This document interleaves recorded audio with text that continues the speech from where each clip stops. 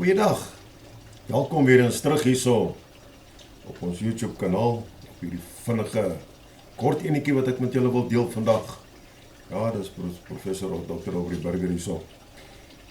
Ons almal drink koffie, van ons drink tee. Van ons as dit koud raak, dan verkies ons goeie soos Milo of hot chocolate.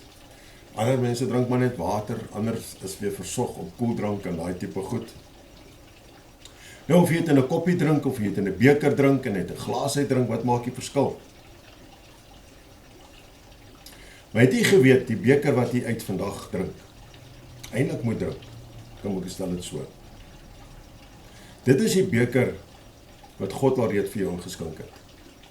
Hy het daar reeds vir jou ingegooi, hy het dit al reeds gemaak vir jou. En weet jy wat?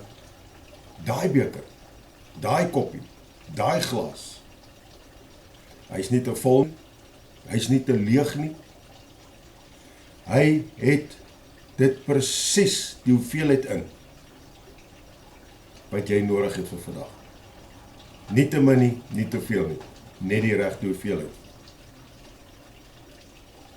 Nou ja, hoekom drink ons dan nie volmoed nie?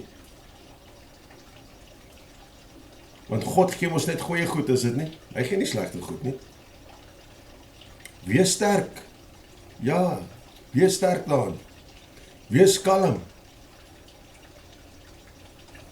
En weet jy wat? Die liefde van die almagtige God en Hemelse Vader sal in jou hart weer galm. Daarom kan jy veilig voel.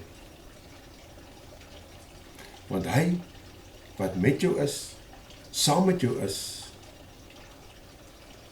heilig. Onthou net een ding, geliefdes. Onthou een dingetjie. Jy doen niks op jou eie nie. Jy doen alles in die krag van ons almagtige God en Hemelse Vader. Ja, die drie enige God, Vader, Seun en Heilige Gees. Ons doen alles. Alles met sy krag en in sy krag. Deur sy Seun, Jesus Christus.